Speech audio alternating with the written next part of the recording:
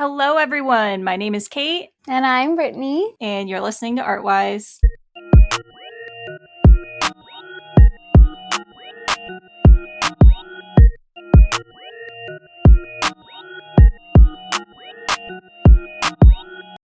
Hello, everyone. Happy Tuesday. Today, I have with me Brittany. Why don't you go ahead and introduce yourself, talk about your business, who you are, what you do, and what we're here on Artwise to talk about today. Okay. So my name is Brittany. I am the CEO and creative founder or creative director of Agate Alley. It is a branding company. It is the branding company for holistic healers. And we offer branding, brand strategy, website design, package design to anybody that really is passionate about healing that is not in like modern medicine, essentially. So really supporting like herbalists, acupuncturists, energy workers, whatever it might be, doing that. And I combine holistic medicine therapies such as meditation and crystals and oracle cards and whatever it might be into my strategy. So that's a little bit about me. I love that. So we actually, I would say, our ideal clients are similar but not the same because I don't really work with like the because I feel like the holistic healers, I think of them in my head as like I would call that a doctor.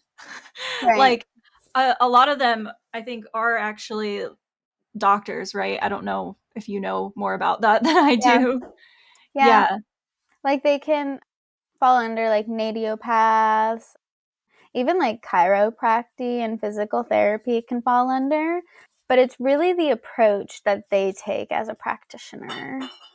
So, Yeah, I knew someone in college who was going to school to become like an acupuncturist. I don't know if that's the right word, like the right yeah, title, it is. but he wanted to do acupuncture.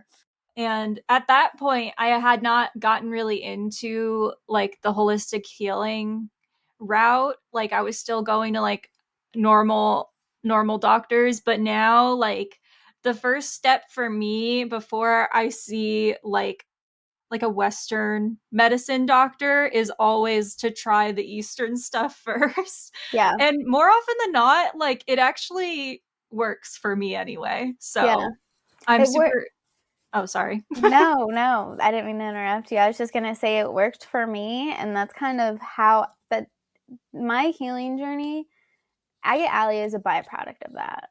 Like, I didn't have any plans to do this. Like, literally last year, I was fired from my job. My employer was not the nicest person. So it was the universe doing its magic. 2 weeks before that, I just like intuitively signed up for the Brief Collective. And I was like, I'm just going to follow my intuition here. And then I got fired and I was like, okay, bye. Like, I'm just going to go like do my thing. And so I really didn't have the plan either, but it's really beautiful how it's coming up to me. Yeah, I think a lot of people that are taking this route, it almost feels like a massive like awakening of sorts because a lot of people like me, for example, like I'm in the same boat. I never thought that I like it was my dream to work like a big corporate design job. And then I got there and the first couple of years I was like actually this is fine. Like, like I'm content here. And then I started my own healing journey. And that was when I realized, oh, I actually think I hate this. And I just convinced myself that I liked it because my whole life, this was the goal and this was Yeah. the dream. And so I convinced myself, oh, like, no, like working 60-hour weeks, actually, this is fine because this is what you wanted. And once I took that route of healing and like I started to realize what were actually like my feelings versus like what I was just trying to convince myself to make myself feel better. Yeah. I Well, I and I think so much of that too, like, yes, we can kind of like lose sight of like our own like dreams and aspirations, but I think a lot of it that we don't give enough credit to is the societal conditioning of corporate America. It's a belief that when we are employed by somebody and working for this big brand, big name corporation, that is our security. But in reality, it's the opposite, because we are just absolutely draining our energy into whatever it is, an entity, a person, an organization that doesn't give back to us in most cases. Kudos to the ones that do, but the ones that do are most often like the small businesses. Yeah, there are some really, really good small businesses out there. And again, I don't fault anyone for like it, because I know there are a lot of people out there who really like corporate. I think they do. It is the security that they like. The I know that every other week I'm gonna get, my paycheck and it's gonna be the same amount every other week. And I think that's fine. But I Yeah, definitely think a lot of people, once they go through that journey of like self discovery and healing, I feel like they find that it's not for them. And I think that's why we have this influx of people starting businesses. And that's great for us as brand designers because we we did the same thing, and now we get to help all of these people reach their goals and achieve their dreams and make their businesses better. And it's so amazing. 100%. And also, too, like, starting your own business, especially in our 20s, is not something that people can do in other countries. Mm-hmm. And so many people, like, it's really easy to bash on America. And I hear that, we're not, America has its faults. But one thing that America is really, really great about, and maybe it comes back to corporate America and taxes and all that, but it's the easy, like, you're very easily able to start a business and to be successful at it. Like, I saw this TikTok on, if you lived in like France or Italy, you need like at least $1 million for anybody to start a business. Really? Like, I it's had a no idea. lot of money, but also too, their average income is like 30, 40, $50,000 a year. And so the numbers like are just different, and just the way their, organization government is set up, but it's not easy for them to start businesses out there.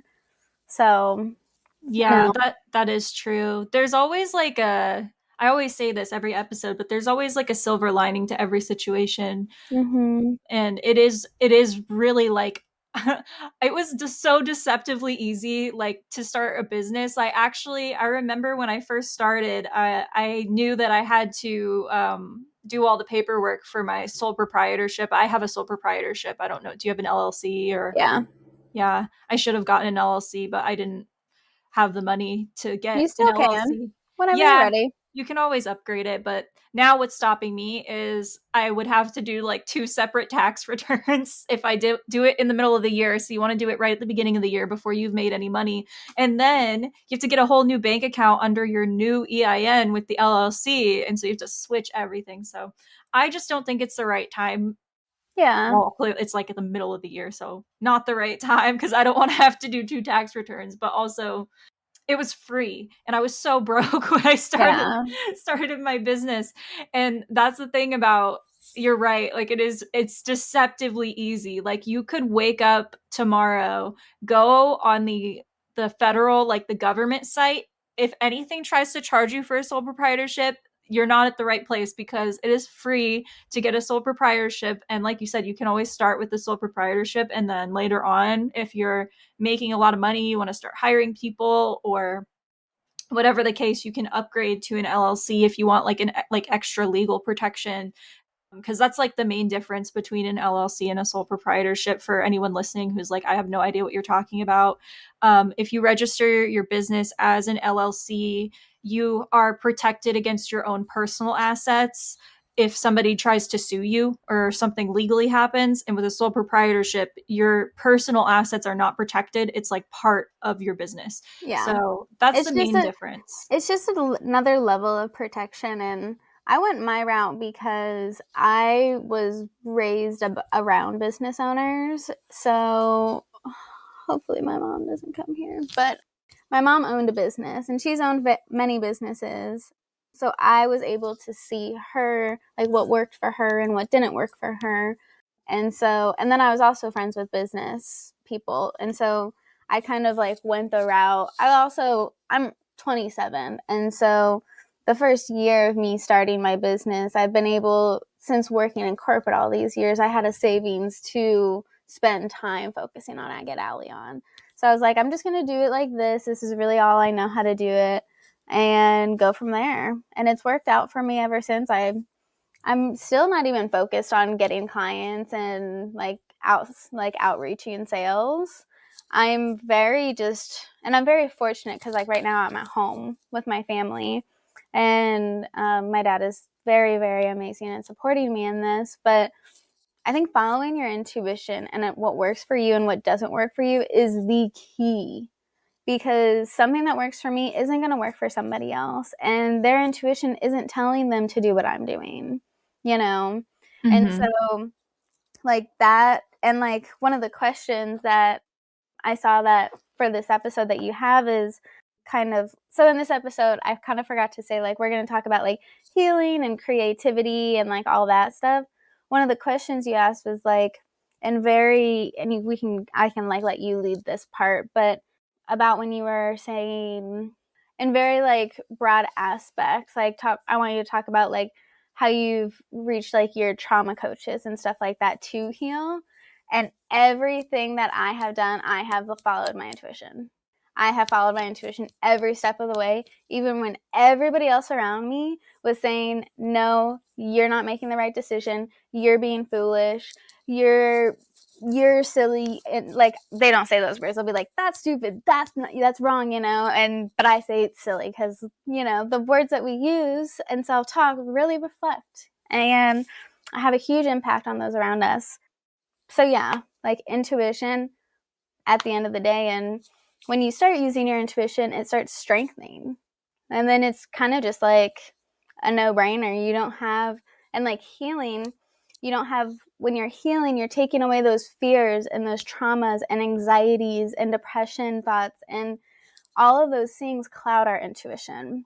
And so when I first started healing, those all like started to leave, and like my ears were ringing, and I would like get like literally my stomach would curl if something was going against my intuition, and it became very clear. And so it all started with healing, and it all started my intuition to heal. Wow. Yeah. I that's a lot. Okay. I had a lot of things I was making mental. No, no, no. I was making mental notes in my head of like, oh, I want to bring up this, I want to bring up this, I want to bring up this, and then like the second you finish talking, all of it just like went out my brain. But no, I think it's important that you bring up the following your intuition, because I feel like the society in which we live makes it really incredibly difficult to do that. I know a lot of people, and Threads is like the new thing right now. And I love it. I love it too. I'm having so much fun. Follow us on Threads Yeah. at Kate Merriman Art. Agate.alley. I changed my username. Yes. Okay. So I've been seeing some people. I saw, and this is a good topic of conversation to bring up. It feels very relevant. I saw someone posting, okay, like how do you tell the difference between anxiety and your intuition? And Mm. I was curious if you had any thoughts on that specifically. Yes. So that was one of the first things that I started learning and started tuning into. The first thing to do is to breathe into your body and to specifically breathe into your lower belly. So when we talk about the chakra system, our sacral chakra is where the emotions, where the feeling, and where boundaries take place. And so when we breathe into our lower belly, we're breathing into a grounding state. So when we are there and we are saying like, is this intuition? Is this anxiety? How does that XYZ, how does it make you feel?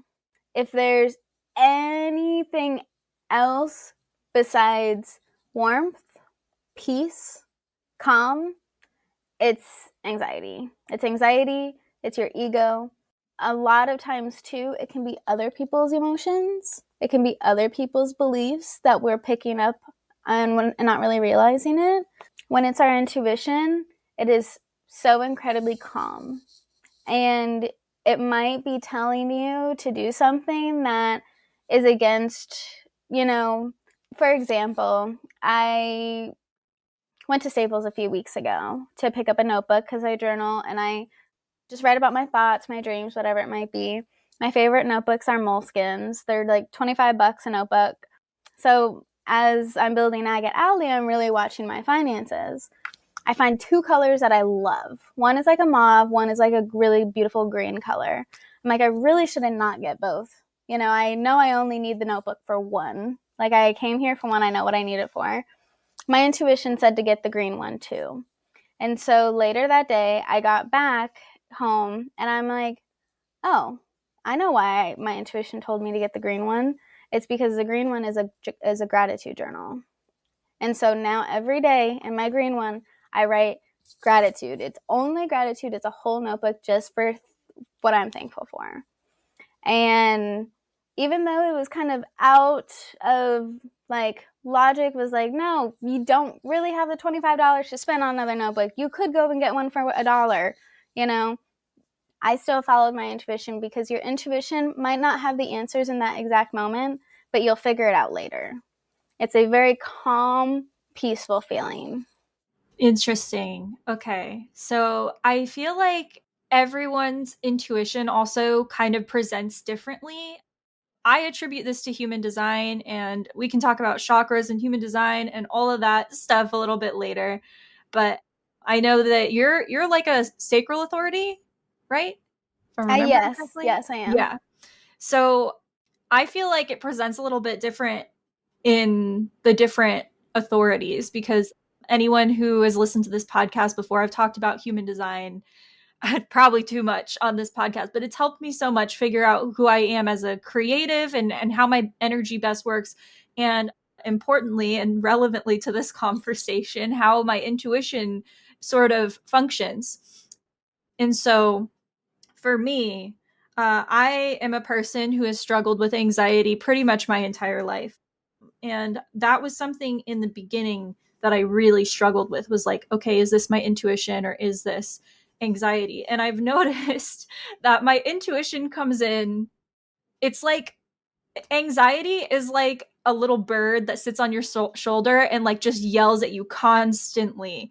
But your intuition, it's just like quick, and it's just like one, like a quick thing. And it's just like, It's very quiet too. it's very quiet. Yeah, quiet's a good word to describe it. It's like a It's little very, whisper. yeah, like a little whisper. And there's not, like you said, anxiety. Your anxiety will sit there and try to give you a million reasons as to why you should be anxious. And for me, my intuition will come in and I'll be like, what the hell was that? Like, and then I'm like trying to come up with reasons for why. And it's just like, nope, that's it. You need to know this.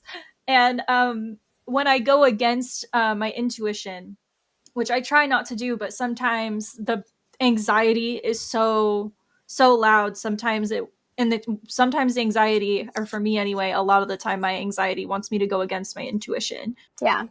And for like a specific example that I'm thinking of is my cat started having like these I don't really know if they're seizures, but she's the right age for an epilepsy diagnosis, and she started having these episodes. And I this cat is my, like, you know how like we are with pets, like this cat's been with me for many lives. Like, I personally believe that. You can call me I crazy remember for that you if you want telling to, me but that. I believe yeah, that. My she's, dog has. yeah, yeah. I know not everyone is into all of that, but I personally believe she's been with me forever. And we just like, as soon, like, I saw her picture online at the animal shelter when she first came in, and I was like, that's my cat. And then I went to the animal shelter and she just crawled in my lap and fell asleep, and I was like, this is just my cat. And then like I love we that. just have this like this incredible bond, and I love her so much. And so when she started having these like really scary like episodes of health issues, I was like, I got to take her to the vet, I got to do all the blah blah blah, and I was like in a panic. But I knew my intuition was like, don't get her on medication. And I don't know why, because I want to help her. I wanted to help her so bad. And I went against my intuition. I went to the vet, I got her on a medication, and then the whole time she was on this medication for like a month, I don't know why, but emotionally, I was like depressed. I felt like I was doing this horrible, horrible thing. I felt like so, like, you know, when you go against your intuition sometimes and you're consistently like every time I had to give her this pill, I was like agonizing over it. Yeah. 3 weeks later, she was allergic to the medication I was giving her. Wow. And she just like had these scabs all over her face and all over her paws and her whole body. And it was so sudden because she was fine for 3 weeks. And then all of a sudden, like that, just agony. Wow. Yeah. And I immediately, like, I did take her back to the vet because I wanted to see if maybe there was something we could give her for the rash. They were like, nope, just stop giving her the medication, but we're going to refer you to a neurologist because if she can't take this, then like we can't help her basically. And I was like, I'm not going to go to a cat neurologist. I'm going to follow my intuition like I was supposed to do in the beginning and buy this natural supplement that I found that is St. John's wort and passion Yes. flower and all of these natural herbs. And it's just a little oil. And I bought her these treats that she really, really likes. And I just put these oils like inside. They're like pill pockets, and I put them Mm-hmm. inside of them, and I crease them and I give them to her. And she hasn't had a single episode in over 4 months. Wow. So not only is it working, honestly, probably better than they told me what to expect with like the actual like real like Western medicine, but like she's symptom free. She's not lethargic or having any of the side effects that she had with the first medication. And like all of that could have been avoided had I just trusted my intuition and like gave her that to begin with. But because I didn't do that, when I went against my intuition, it just was emotional turmoil for me. I hear you. And also, something that I want to talk about with intuition and balancing that with our anxiety and depression. And this is something that I don't talk about a whole lot, honestly, probably because of the stigma around it. So, 2 years ago, I followed my intuition, left home, moved across the country. Yes, it was for a guy, but I tell people that it was for work because it kind of was too. In like the last like 7 years, I was diagnosed with OCD, depression, anxiety, panic disorder, and then 2 years ago, I was diagnosed with post-traumatic stress disorder. And at the time, like anytime before 2 years ago, I would try anxiety meds, antidepressant meds. Nothing really worked for me. And I saw a psychiatrist in Columbus, and he put me on a different kind of antidepressant medicine. And the first medicine that he put me on, it worked like magic. And sometimes when we do go through so much trauma, our brain chemically can't produce the same chemicals that we did before that trauma. And so I've been going through trauma since I was literally out of the womb. Like, I was in a near death car accident when I was like 2 years old. And so when I was put on this medication, and once I got to the dosing that was good for me, like, it just took me a little bit to get up there. That's when my intuition kicked in. And that's when I was rid of all of my anxiety. Like, not all of my anxiety, but it was where I can manage it. It was where I could take a deep breath and sit, journal a little bit, and then I'd be fine. But prior to that, I would be in a panic attack for like 5 hours. Like, it was really, really bad, and it was debilitating. And so I wanted to talk about that because I wouldn't be here and I wouldn't be able to listen to my intuition without this resource in my toolbox. And it's not something I want to be on forever. It's not something that I'm like, okay, everything's solved. This is perfect. But sometimes modern medicine is really beneficial. And it was before, like, I was put on that medicine before I even knew about holistic medicine. And so it's not to say, like, everybody has to go on medication to get their intuition, but being open to any kind of healing and any kind of resource, even if it's frowned upon in your family and your friends, like, it can be really helpful. Yeah, I definitely agree. I know I kind of come across as like against like Western medicine to some people. And Same. that's not really the case at all. I think that people need to trust their gut and also do a lot of research before they just start taking things too, because Mm-hmm. I do think we have a huge big pharma issue, especially in America, with people just getting prescribed stuff like just because. And it's Yep. like, I think that the people who know that something is going to help them, like if they do research and in their body it feels like a yes the entire time and they feel like it's going to be good for them and helpful, like by all means, like I just want like what's best for people. And I have had personally really negative experiences with being put on like a daily medication for my chronic migraine, Mm. where I was told by my doctor, actually, I was told by my neurologist, don't look up the side effects. You're going to freak out, because she knew I had an anxiety disorder. And she was like, don't look up the side effects. You're going to freak out. You probably won't get any of them.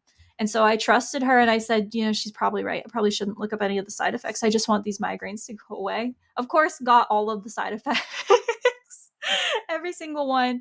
And yet stayed on the medication for like 3 years. And even now that I'm off of it, I still sometimes notice that I'm much better, but still notice that things are off. So Mm. I definitely like advocate like anybody who, if your doctor recommends a medication and you look into it and you think it would really help you, if you think it's like intuitively you feel like it'd be helpful, I think Yeah. that's amazing. And it doesn't matter what kind of medicine it is. It can be Western medicine, Eastern medicine. I just think if you think something's going to help you, then you should be willing to try. Well, and like also too, to kind of piggyback off that, every step of that way, when you are trying and you're open to trying different things, still tune into your intuition. Because I have ADHD like to the max, like to the point where like I'm with working on our chakra system, a side effect and like whatever, not side effect, but another word that shows it, like lack of focus, all of our energy up here, easily distracted. That's another sign that you might have a blocked root chakra or are deficient in your root chakra. And so, as a person, and so essentially, I learned that the car crash when I was a baby basically blasted half my body out of my like physical body, and that's what like made my whole like, I don't even know what I'm trying to say, but like kind of like had me have a blocked root chakra. Tuning into your intuition every step of the way. So like when you are looking up doctors, how are you feeling when you're interacting with them? Are you feeling safe? Are you feeling kind of warm and fuzzy inside? Like my psychiatrist in Columbus, he was like, I automatically liked the like website that I was going on, and I went through a lot. You know, I'm just constantly tuning into my intuition. I'm in a safe place when I'm doing it. I'm where I'm really happy, whether it's outside or with my animals. And my doctor, his name's Dr. Hunt, he was the cutest guy. He's this very flamboyant, round, like jolly old guy. He was so cute. He was so kind. He called me queen. And I was like, I love this dude. I really, really love this dude. And the first medicine we try, and a lot of people have to try a lot of different medicines, especially with anxiety and depression. First one we tried, it was it. And so every step leading up to that, I was following my intuition. And so like when you were saying like about the doctor that was prescribing you your migraine medicine, your intuition was like, maybe I should look, maybe I should look this up. Like, but it's deciphering, what is that? Is that my intuition or is that my anxiety? Mm-hmm. How did that doctor make you feel? Did you feel a little caught off guard when she told you against researching this medication that you're putting in your body? Like little, very little things like that. Yeah, and it's like I knew she was telling me because she knew, and it's crazy too because every time I see her, she is always giving, and this is smart, like this is the job of like a doctor. She would always tell me, okay, we're gonna try it, because I've tried so many different medications for my chronic migraine. Like, come to find out, meditating literally is a proven treatment for chronic migraine. that doesn't require any sort of like taking anything. Yep. And that has helped me more than any like actual like pill that I've had to take every single day. Yep. But she would always tell me like, and I haven't been to this neurologist in years. I don't even think I meet the criteria for chronic anymore, because I do, at that point in my life when I was seeing a neurologist, it was because it was chronic because, so migraines, there's a cycle of like a migraine. You have like the aura cycle where you're seeing like the flashing lights and you can't speak or think, and your arms, like you get like the pins and needles in your hands and your face and all of these weird symptoms, and then you get the actual headache, and then you have this period after the headache where you feel really euphoric and like, oh thank god it's gone. And then there's again the period where you're just like, you're getting a migraine trigger. And people with a chronic migraine, they're constantly somewhere within that cycle because they have migraines so frequently that there is no, I'm not in the cycle of a migraine. Mm-hmm. But after I got off all of my medication and I decided to make lifestyle changes because stress was my biggest trigger, and I didn't realize just how stressed my corporate job was making me. Once I left that job and started my business and started making like actively acting on my intuition to make lifestyle changes that I knew weren't going to stress me out as much and were actually going to make me feel good, I started to notice I am not within a migraine cycle. Huh, that's weird. And obviously, you know, people who get migraines, you're going to get them regardless, Isn't it like but 15 times a month is considered a migraine? Like some crazy like number like that. I saw a Botox commercial on migraines last night. oh, So that's why I so say that. I think if you have more than 15 headache days, Hmm. I'm not sure. It's honestly, I never really looked into like what qualifies you as, like, I just know that people who are chronic are always within that cycle, and it doesn't necessarily mean they always have a headache, but like more often than not they're somewhere within the cycle of like like of a migraine at some point. And I know that the first time that I that I went to this neurologist and she asked me how many headache days do I have in a week, and I was like, 5 days a week, exactly the days that I worked. I would just have a headache. Oh. I didn't think about that at the time, but she was like, that's too many for, you know, an 18-year-old kid. And I was Mm. like, yeah, it's a lie. But I've had like, it's just been like this. Like, even when I was in school, I would have exactly 5 headache days a week, the days that I went to Wow. school, because I hated it and I was so stressed. But now, you know, like thinking back, every medication that she's prescribed me, it's like I've either had some sort of like allergic reaction to it or just side effects that honestly were just worse than like I remember sitting in her office telling her I'd rather have the headaches Oh my gosh. than the medicine. And even that, like the medicine wasn't really even working. And I remember getting off the Mm. medicine and thinking, well, I have less headache days now that I'm off the medicine, because I had to take it like twice a day. And Mm. if I forgot to take it, which I'm a very forgetful person, I would get a headache from withdrawals because my body was addicted to it. And so it was just like, in even like the last thing that she prescribed me, I took it once and I woke up with hives all over my legs, and I was Mm. like, I'm never taking this again. But she was telling me too, she had just diagnosed me with this laundry list of stuff and just never told me about it, because she was like, well, I prescribed you medication for it, so I didn't think I needed to tell you that you have an essential tremor and that you have all these neurological issues. And I was like, oh. I don't love that. And that's also like, I'm thinking about the difference between like allopathic, which is like modern medicine providers, and like holistic medicine providers. Like, you can have, like, I'm sure there's not many of them, and also they're not cheap because insurance, lovely America, that's funded basically by a big pharma, doesn't cover these holistic providers. But I'm sure that there are neurologists out there that can prescribe medication or work very closely with someone who does, but they want to look at your lifestyle first. And they want to like say like, okay, like what things can we do that isn't pumping your body with all these chemicals that is scientifically proven to help?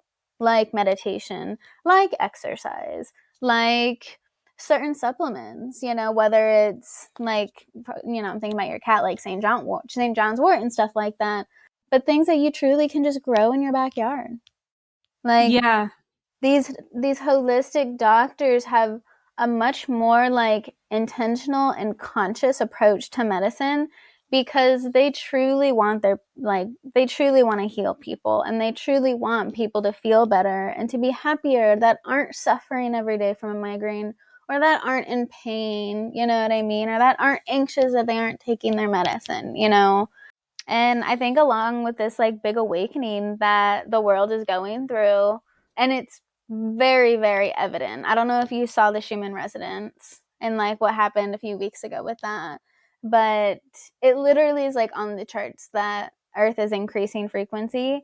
It is coming and going so big because holistic healers are finally taking a stand. And also, too, I don't know if I've ever shared this, but basically COVID is like the turbocharging of all this. That doesn't surprise me. So in my process, when I'm doing like brand strategy and like the messaging and tone, I create a brand story, and a part of the story is made of just facts. It's made of facts. It's a problem, introduction, a problem, a solution, what it's like after. And so I did it for myself. And a statistic that I could not believe when I saw it was in 2022, the holistic healthcare industry, like holistic medicine, this was done by the World Health Organization, was valued at $148 billion, like in the world. That was in 2022.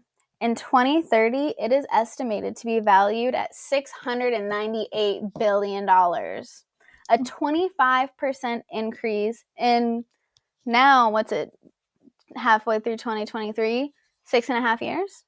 Wow. That's crazy. It's insane. And it is because COVID basically, people lost so much trust in the healthcare system. Like 2 in 3 people say that they don't trust our current healthcare system to be able to handle another healthcare crisis because they didn't handle it well with COVID. And so people being at home for 2 years started gardening. They started spending their time researching and learning. If our doctors can't like heal us and support us, then I'm going to figure out how I'm going to do it myself. And that's where people are growing their own herbs.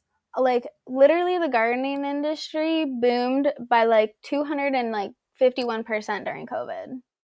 Like Wow. wild. And so like for people like you and I who really take an interest in this and like spirituality, because mind, body, and spirit are all connected, and want to help businesses in this community, it's so, so important because this community is just going to be so oversaturated very, very soon. It already is. We are doing a service and helping the healing of the earth. So I don't really know how I got on that topic, but I felt it was important to share that this is all happening. Like COVID, it was crazy and scary at the time, but I believe that the world is going to be a better place.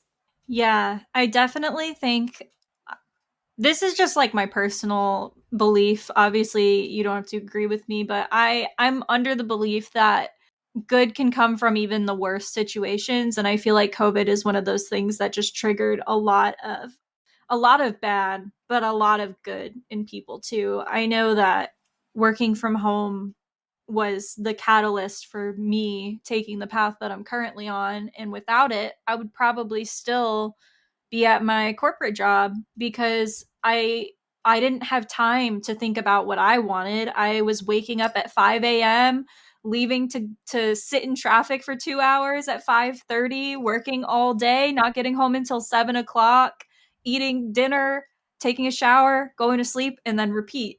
And Yep. the only time I ever got a little bit of a break was on the weekends. But even the weekends, it was like I was mentally preparing myself to have to grind through the entire week without even like a moment's thought. I Yeah. remember too my screen time on my phone. I remember bragging on it so much because I had maybe like 30 minutes to an hour of screen time when I Oh, was really? working, yeah, for the whole day. 30 minutes to an hour.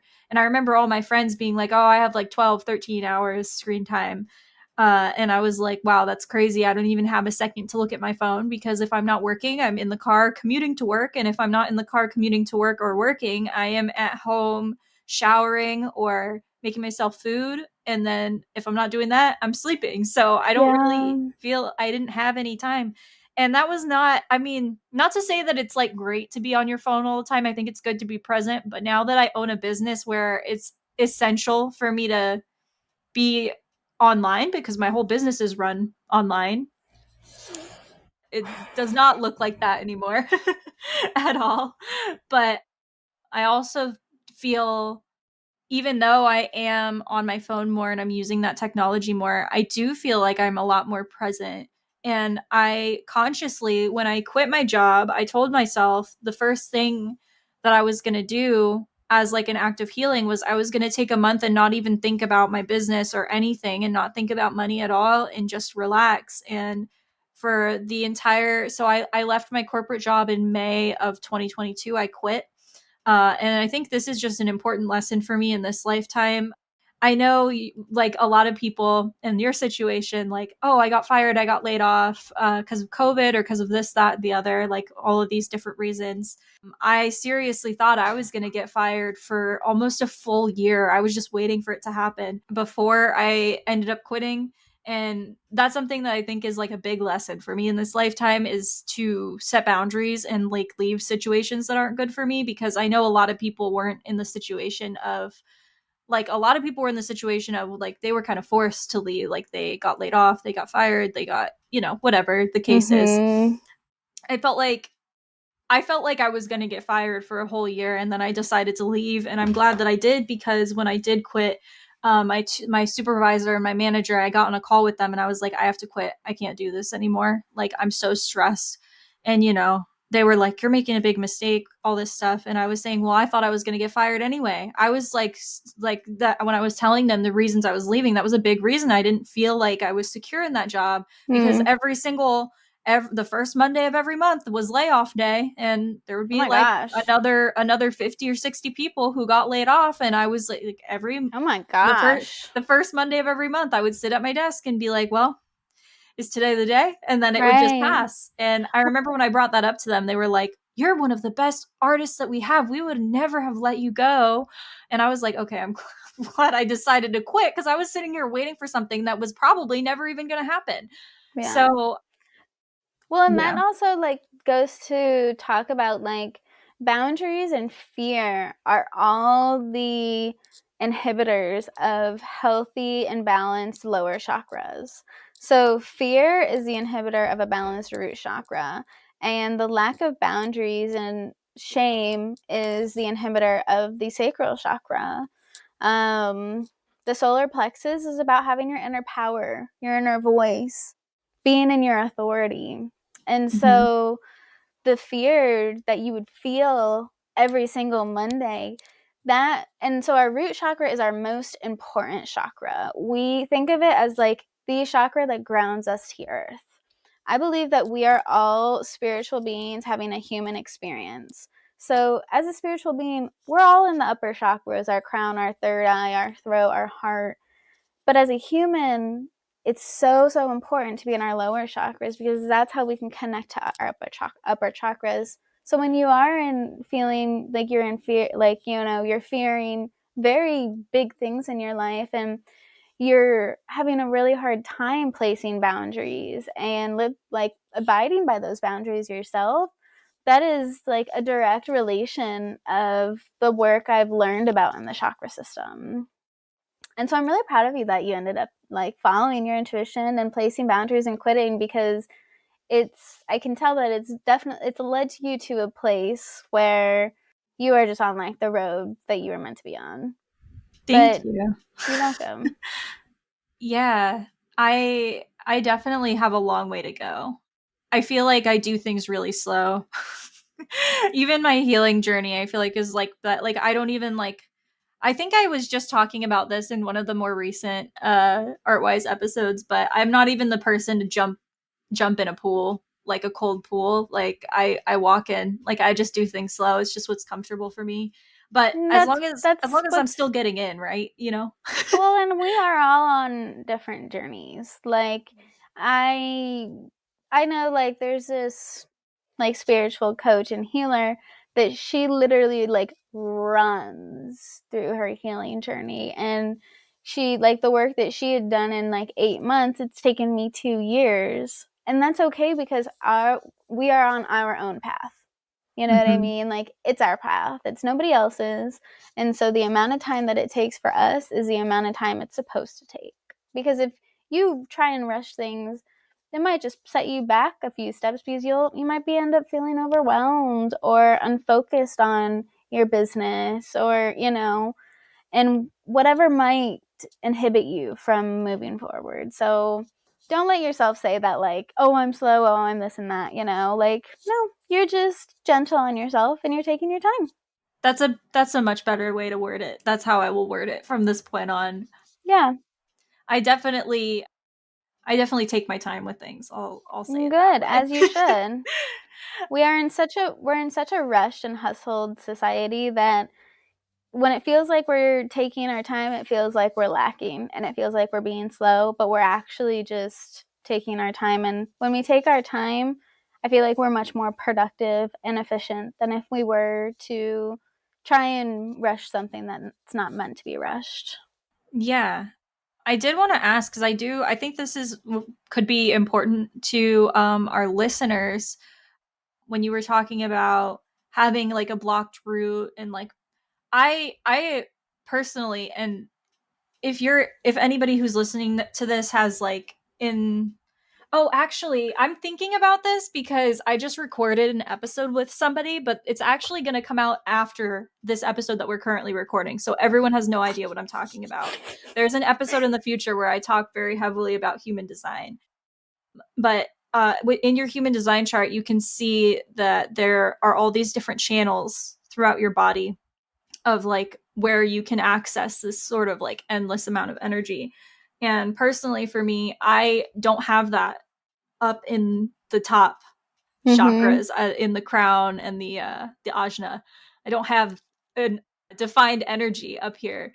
So when I, from a place of blocked root and anxiety, am functioning from my up here, that is actually not. I'd like if I could literally serve my purpose like just turning off my brain and my thoughts entirely and just functioning and existing through feelings and through emotion instead of from like a place of thought.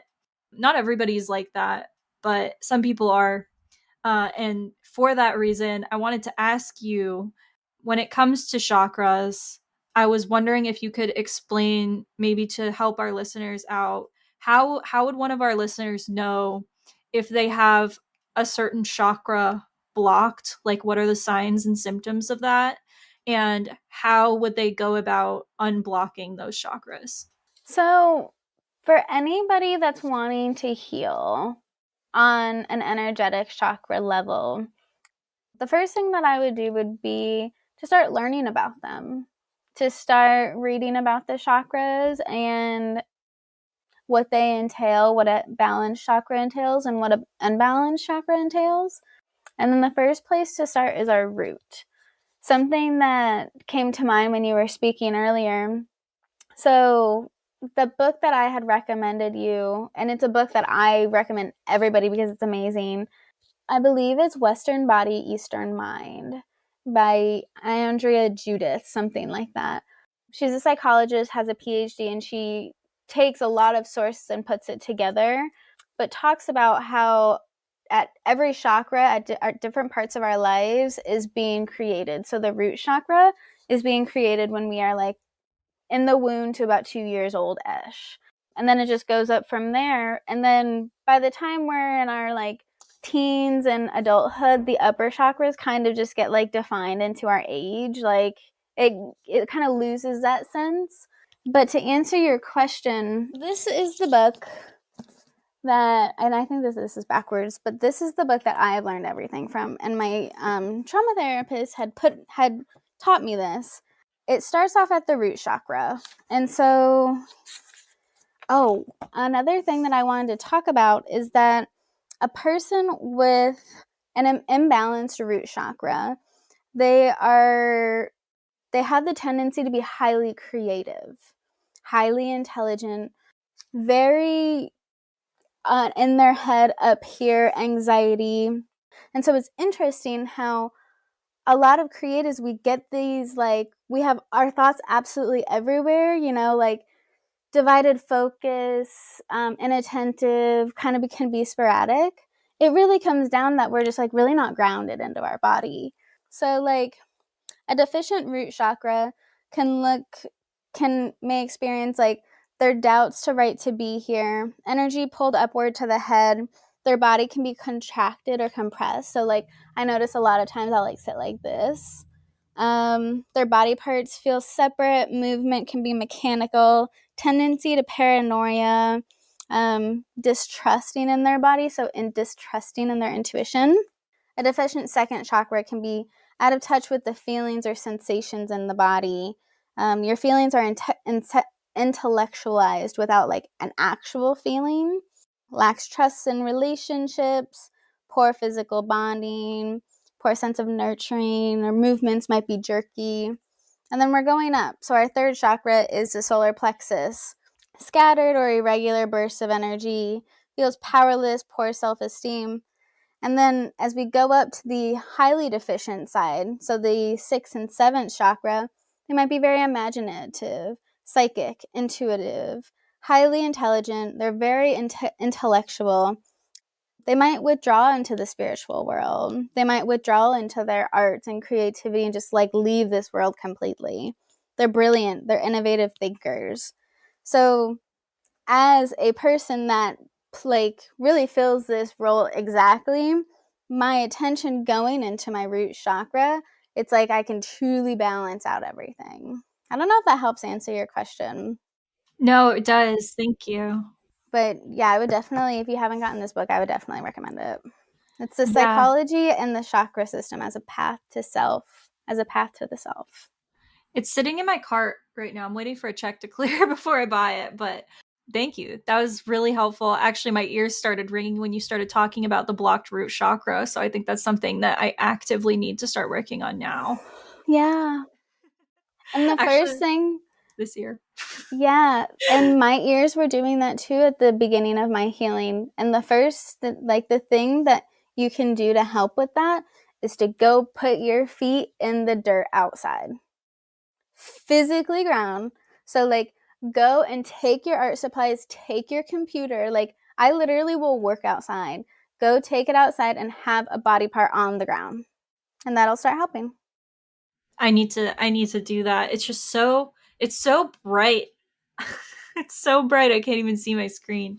But I I know. think traditionally Florida's just bright. It's either bright or it's raining and Mm, there's no in between. And I sometimes it's forgot you're down raining if there. it's bright. Yeah, that's just the Mm-hmm. way. If the weather was not so it's been weird actually this year. I'm a little bit concerned about hurricanes this year, but that's a whole other thing. Mm, I did want to give you a chance to also talk about incorporating art to heal as well. mm. So I don't know what you had in mind for that, but Yes. So I was seeing a trauma therapist last year, and this was when I couldn't create at all. I don't think you and I had met yet, but I was in DBA and I literally like just like wasn't I couldn't do anything. And she was like, "Can you create a piece of artwork that shows you like shows how you feel and how different traumas had made you feel?" And so I did this 10 minutes before that session that it was due. And I love butterflies. When I was a kid, I used to want to be a butterfly doctor. And I printed out like 7 monarch butterflies and I cut them out and I taped them to a piece of paper. But before I taped each butterfly to a piece of paper, I crumpled one up so it was like kind of broken. I ripped another one up. I put one in a bunch of water and like made the paper all like nasty. I burned one of them. And then another one I like really beautifully like curled the paper. And so I wish I still had this. I think I have it somewhere, but at the end I had this piece of paper with and they were 3D butterflies. I only taped them in one little spot, but all the different butterflies had different wings that came out and were doing different things. So like one was had a burned wing or a ripped wing or whatever, but the wings that were curled and healed really always stuck out to me. So it was this beautiful piece of art, and it was kind of showcasing and expressing the different traumas, but I was putting that and I made that into a beautiful piece of artwork. I thought that that was really beautiful, and so I just wanted to share that today. Oh yeah, definitely. I do think it's so important to, I think, take a step back from what you're used to doing in order to rekindle, especially if you're feeling, which we didn't actually talk about this, but we were kind of supposed to, creative blockages for long periods of time. I struggle I struggle with this, and it kind of took me a little bit to realize that I wasn't struggling with a creative block. I was trying to force myself to do something that wasn't exciting to me anymore. But there's also like actual like, you, I know that you, if you want to speak on that, you've had experience with creative blockages as well. But I think that having someone, like a therapist or somebody, ask you or tell you, hey, what if you make art about this? And I feel like getting yourself to the point where you're ready to create again can be really difficult. But I also think that having somebody sort of as like a guide saying, well, why don't you make something like this? I feel like that can be incredibly helpful, and even enough to kind of almost pull you out of that art blockage. Maybe not like Yeah, immediately right away, but doing yeah, little exercises like that. yeah. It's definitely baby steps. And I really like what you said about not necessarily a creative blockage, but something that doesn't excite you anymore. So, this time that I have had a creative blockage, I wasn't drawing anymore. And also for the viewers that, may not, that might not be their medium is drawing. Drawing takes a long freaking time. Like a drawing can take like anywhere between like 12 and 24 hours up to like 72 like straight hours. And so it took me so long to get it to a place where I liked it. But you can be creative with what you wear. You can be creative with how you design your space. So, like, I really love interior design. You can be, and in a way that I like now, I like to create is photography because it's so fast. Another book that I really recommend, I just started it and I love this. I know that we're running low on time, and I found this on the business table at Barnes and Noble, and I was intuitively guided. I was just like walking around, doing my thing, whatever. And when I say intuitively guided, I don't want to think of the third eye. I want to think of our feeling and our low belly and our sacral. I looked down, and this book was on the shelf. It is called The Creative Act, A Way of Being by Rick Rubin.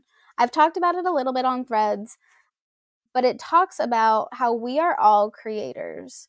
Even if you're not an artist, even if you are an accountant, you're a creator. You create meals, you create a home, we create people. We reproduce and create people. We are all creators, and tapping into this creator energy is so healing for everybody, even if you're not a creator. So it's kind of like, how do you like to express yourself? You know? Yeah. I'll have to look into getting that book because that sounds like something that could really help me right now.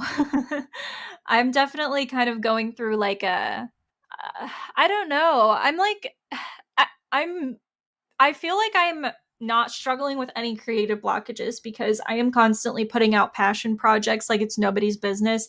I make it like a self goal to make like one passion project every 2 weeks just for social media to have That's something to awesome. post. Yeah. And I feel like I'm able to do that. I do have like a little bit of like struggle with like sometimes coming up with the initial idea does take me like a few days, but once I have it I feel like I can run with it pretty quickly.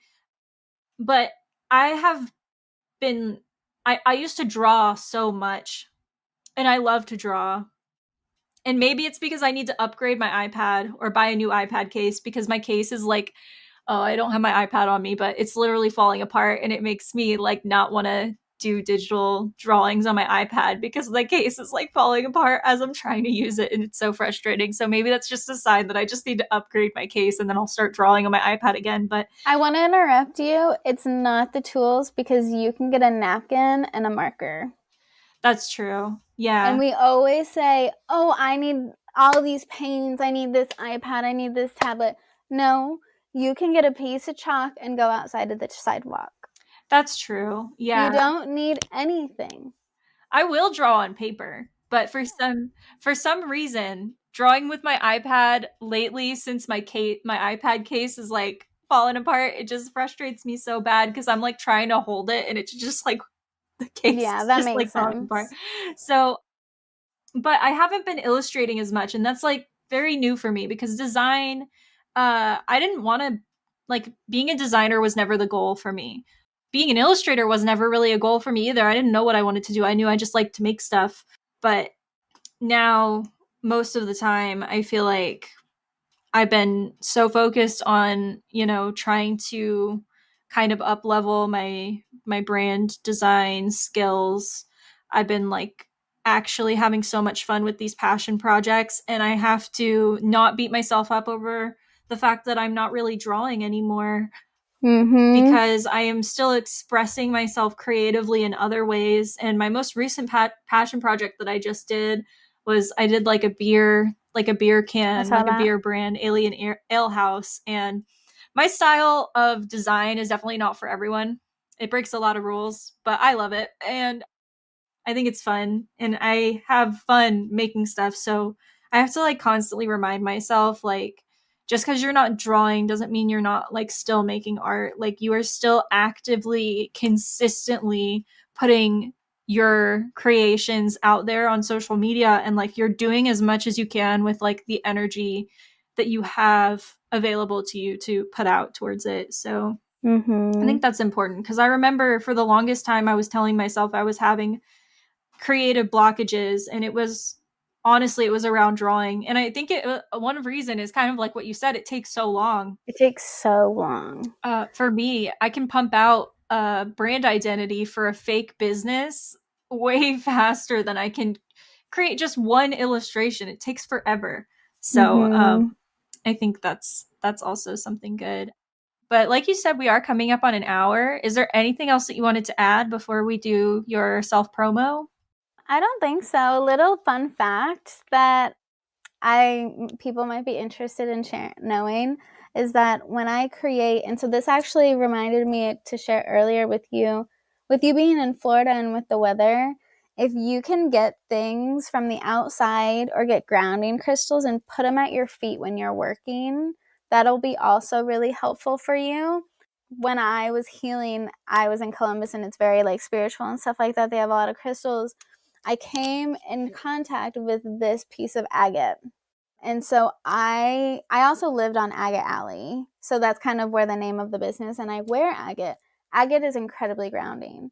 And so I always sit with it this like at my feet. And I just have it on my feet and I work, and like it's so helpful and beneficial.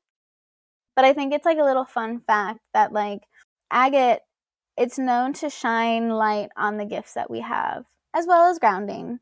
And so if you have any agate laying around, or even looking at a picture of agate, any kind of grounding crystal, obsidian, black tourmaline, whatever, using the gifts of nature and using its elements can really help and aid in our journey. So I just wanted to share that.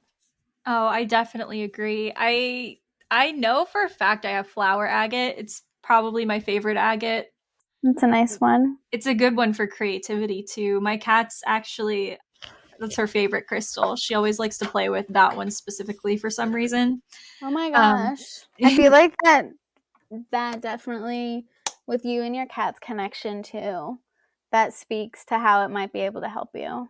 yeah, it's definitely, and it's so crazy too that you brought up crystals because I've been feeling really called to start picking that up again.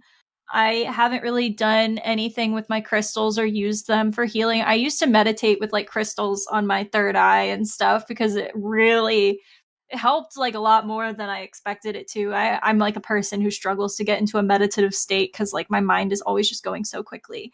But I think it's time to pick it back up again. I have like a shelf. You can, if you're watching the video version of this, I don't know if it's cropped out or not, but if it's not, I have a Yeah, shelf. I can see it. My corner shelf back there has a bunch of crystals on it, and I just honestly, since I moved here, haven't really touched them because I've been kind of focused on other things. But I think it's time to start picking that stuff back up again. So touch, charge them, cleanse them. I sleep with grounding crystals and protective crystals under my pillow every night. I have this is a poison ring, so like back in the day, people used to put cocaine in it, but I have crystals in it, and this is black tourmaline, this is onyx. Stick with those really dense dark crystals. I know that the amethyst, like get some shugnite. I know that the amethyst and the blue kyanite and all of the ones for the higher frequencies, it's easy to be drawn to them because that's where our energy is. But force yourself, because it's so important to ground, force yourself to pick up pyrite. Force yourself to meditate with the grounding ones, because that is going to help you balance and harness that energy that you have in your head. Okay. At least it has for me.